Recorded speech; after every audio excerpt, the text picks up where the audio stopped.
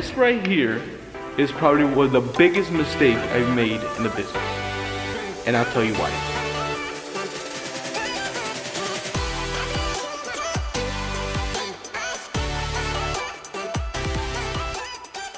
What's going on, guys? Milton from the Plastisol Heat Transfer Mastermind, and I wanted to make a video today on the top 3 mistakes that most people make when they're starting off a t-shirt business. So I'll definitely go through all 3, and you do not want to make the mistakes I've made in the past, and that's why I want to make videos like this so you can learn from them and that you can implement what I've learned and implement the good things that I've pretty much the lessons that I've learned. So the first thing is this: getting feedback from the wrong people. Okay, that's mistake number 1. Getting feedback from the wrong people. What does that mean? Now, when it comes to feedback, what I'm talking about is, for example, a business name, a business concept, ideas, just the vision, the overall vision that you have.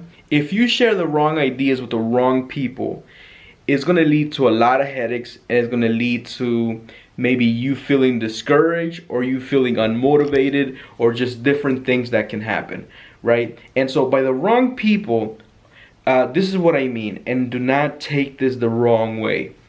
Most of the time, right, we share things with certain family members or certain for close friends, right? And most of the time, they are not going to be honest with you, right? They are not going to be honest with you. And sometimes they just want to make you feel better and tell you, yeah, that's nice. Okay, that's cool. But they don't give you actual feedback, right? Like sometimes you think about this, and I say this all the time, and it's true. Once you start your business, the people that do not buy from you is your family and friends, right? They'll tell you, hey, great job, oh, that's awesome. They're not gonna support you financially. Like, they're not gonna pull out their wallet and pay for a shirt. There just isn't. I don't know why that is. It's just the truth, okay?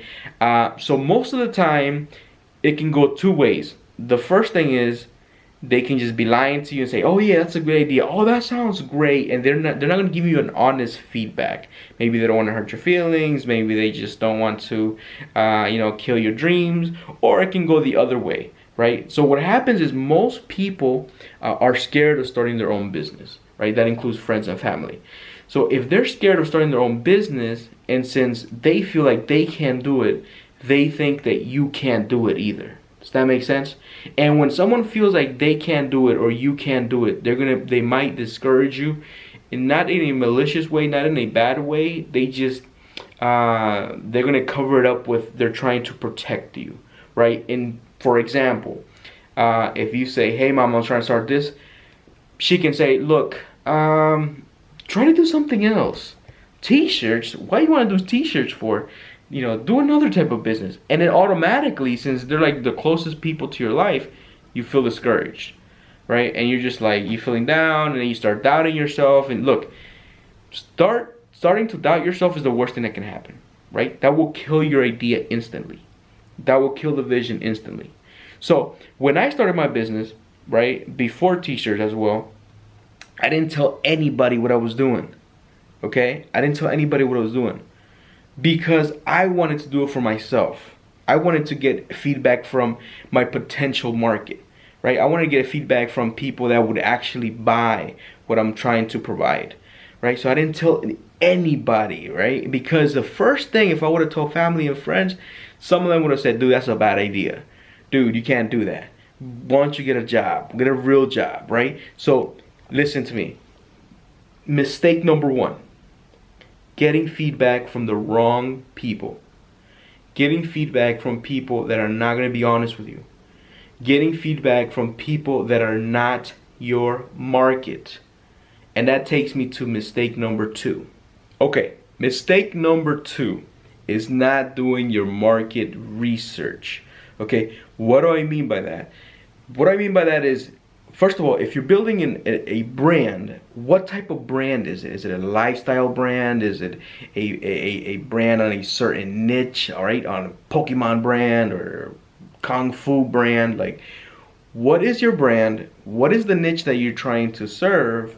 And is there a market for it? Meaning, are there people that are willing to pay for what you're doing, right? So the first thing you have to do is there a market for it? Because what if you build a business and there is no market for it, right? There's no people looking for it. There's no people, looking to buy a certain type of shirts. There isn't people looking in that niche. So one of the things that you can do is pretty much go to Google Trends and type up and see what people are searching for, what people are looking for. Another indicator is there another store selling certain, the same niche, right? Do you have any competitors? Competitors are a good thing. When you have competitors, you see that it actually works. Does that make sense? So don't try to do something all the way from scratch, right? If you see a competitor, even though they're way bigger than you, that's a good thing. You know why? Because it's a proven market. That means there's people looking for what you're trying to sell, right? And you can piggyback from your competitors. You can learn from your competitors and say, you know what? I'm gonna do that, right? And I'm gonna do it better. I'm gonna sell that and I'm gonna do it better. I'm gonna have better customer service, whatever you're trying to do. So the main thing is there a market for it? Remember, your friends and family are not your market.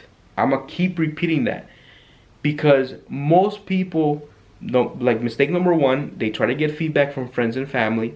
Mistake number two, thinking that your friends and family will buy from you. And let's say if they do, first of all, if they buy from you is because they feel bad for you. I'm just being honest. If they buy from you is because they feel bad for you. But let's say they do buy, now what, right? They're only going to buy so much. You got to think more broad. You got to think nationally. You got to think internationally. What are people buying? Is there a market for it? And then once you find the people that you're going to market to, are they willing to pay for what you're selling, right? Look for Facebook groups in your niche.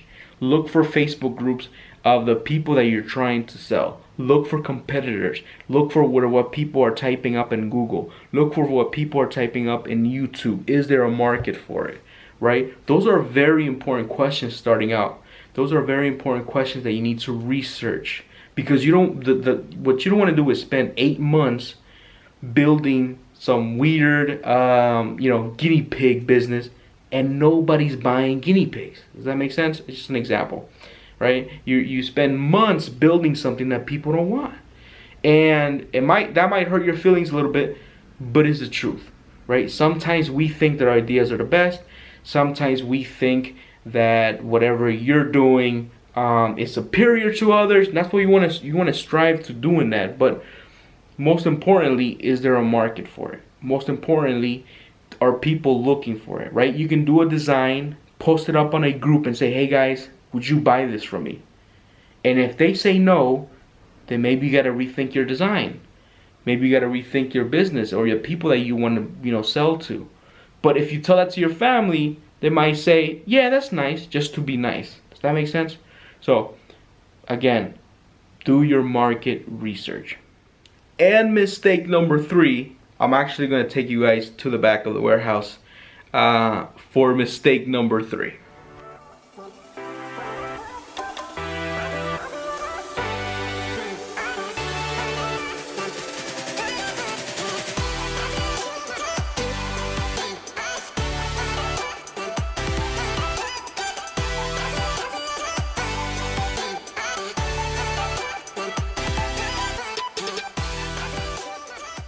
Okay, so mistake number 3 is getting into massive debt before you start your business.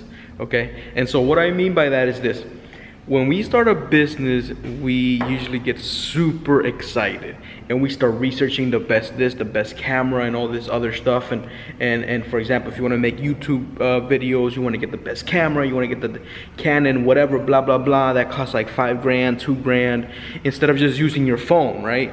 Instead of just using what you have. So most people starting off, they are willing to get into massive debt to start whatever they're doing because they think as soon as you start getting money, I'm gonna pay it back and all these different things. But that only works if everything works well. Does that make sense? That only works if everything goes as planned, and most of the time things don't go as planned.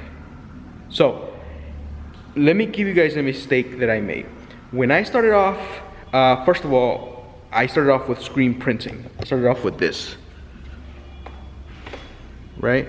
And so I bought this from Amazon, and I started out with this, and I was, screen printing with this, and I didn't really have a dryer to cure in the shirt, right? And so what I would do was use a heat gun, and then I would put it through the heat press, right, to cure the shirts after I screen printing. Then I bought this right here, right, which is a flash dryer, right, that I found on Facebook, I think. And so I was getting all these big orders, and I was like, man, this is a lot of work, right? And so what I did was I need a conveyor belt. You know those big giant, I'll put a picture up. I need a big conveyor belt because I'm getting so many orders and blah, blah, blah, blah, blah, blah, blah. So before I even had the money coming from the t-shirt business, I pretty much bought this. And this is a conveyor belt, right? And this cost thousands of dollars. And the mistake was I didn't have the money for this, right? Coming from the t-shirt. And so I leased it, okay? With an option to buy. First of all, the only reason I got it because they told me that it was gonna come super quick, and I needed it, and I was gonna, put a bunch of shirts in there to dry and all this, had all this crazy idea. It took like 3 months for it to come, right? And when it came in, that's when I started doing Plastisol heat transfer. And so I wasn't doing this anymore. I wasn't doing screen printing anymore.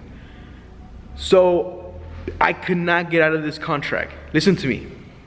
I need you guys to hear me. I could not get out of this contract, okay? And I leased it for like, I think 2 years, right? And so it cost me a lot of money, thousands of dollars for something that I didn't use. Now I'm gonna end up selling it, and whatever, I'm gonna get maybe some of my money back, at least half, right? It was brand new. But what happens is this: you get super excited and you go into this massive debt that you don't need, right? In a way, I'm a little bit thankful this happened because I learned a super valuable lesson, right? Anything I buy, I save cash and buy cash. Anything from now on, right? And so what happens is sometimes we even buy a bunch of shirts, a lot of inventory without getting any orders. That's a huge mistake. Not only that, you're buying a bunch of shirts on orders that you haven't gotten yet, and you don't even know what the customer, which type of shirt your customer wants, what color shirt. So look, don't buy inventory until you have an order, right? Don't get heavy equipment like this guy right here until you know you have the cash for it. Because especially in screen printing, there's massive machines, expensive, massive machines. Expensive, massive machines, automatic machines that cost like 30 grand, 35 grand, okay? And then I'd even end up using it. So that's the biggest advice I can give you guys. Stay out of debt, use your phone, use what you have. We built this right here with some old table that I had, right? My stepdad helped me build this, and then I bought this for like 50 bucks or something, 100 bucks, and this helped me out too. So look, those are the top 3 mistakes. Do not make them. There's so many other advice I can give you guys, and I'm definitely gonna make more videos, but thanks for checking it out. Please give a like, comment down below, and I hope you guys learned something from this. So peace out. I hope you guys have a blessed day, a blessed week, and a blessed journey.